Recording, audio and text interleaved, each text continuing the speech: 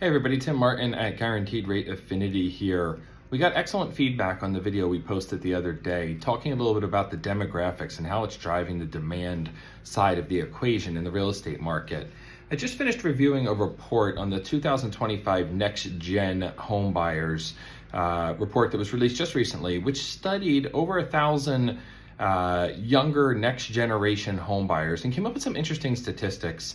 They studied over 1,000. The pool was from a diverse group, different genders, different locations, different income brackets, different races, and they really broke them into three groups. Your Gen Z group, which was your 18 to 24-year-old kind of next up buyers, your young millennials, which were your 25 to 34-year-olds, and then your older millennials, your 34 up to 44-year-olds. And they went over a series of questions just to understand sort of their challenges and their understanding of real estate. A couple things that jumped out at me that I'd like to just dive in and share.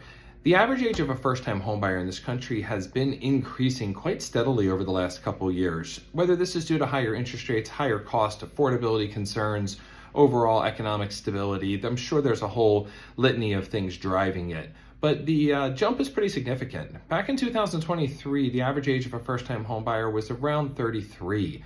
2024, it jumped to 36, and here in 2025, it has jumped to 38. So we are seeing people delay entry into the housing market. This again may just be saving for a down payment or affordability issues or other concerns, but it is definitely something to continue to watch.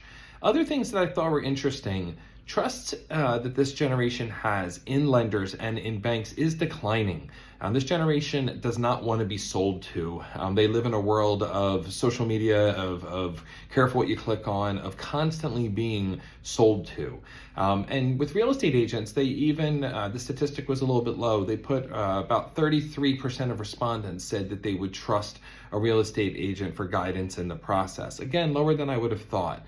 One shining light was financial advisors. They are starting to see an increase in that trust, with financial advisors having maybe a bigger picture of where home buying fits in a young person's overall financial picture. So, it's interesting to see that that was ticking up while other situations were ticking down.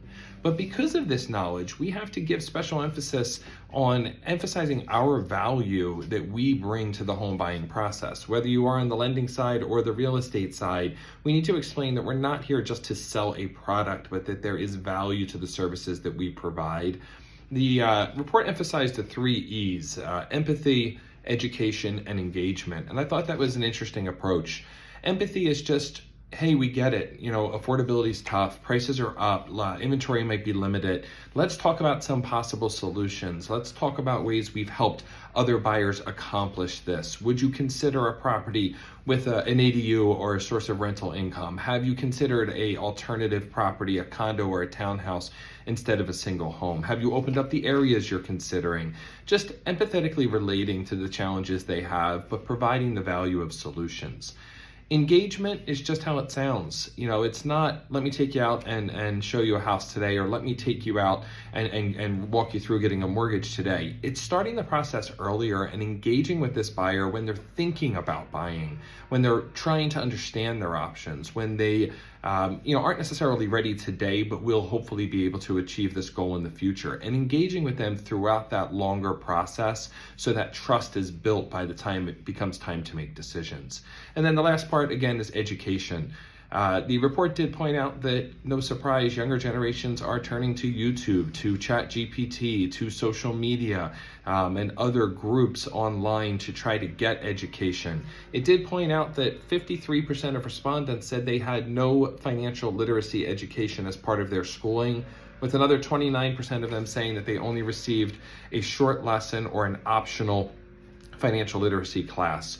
For many of these people, they are a little debt adverse. They've accumulated student loans. They've seen credit card rates and credit card delinquencies be on the rise, and they are just a little bit uneducated when it comes to some of the values and tools that are out there. So anything we can do to provide engagement and education, either through the medium of direct communications online, much like this, or YouTube, or of course traditionally in person, is going to bring value. I will post the whole report below. I thought it was very interesting if you want to dive in a little bit deeper, but as an overview, that was some of the tidbits I took out of it. If you have any questions, I'm at 203-917-2800. Have a great day.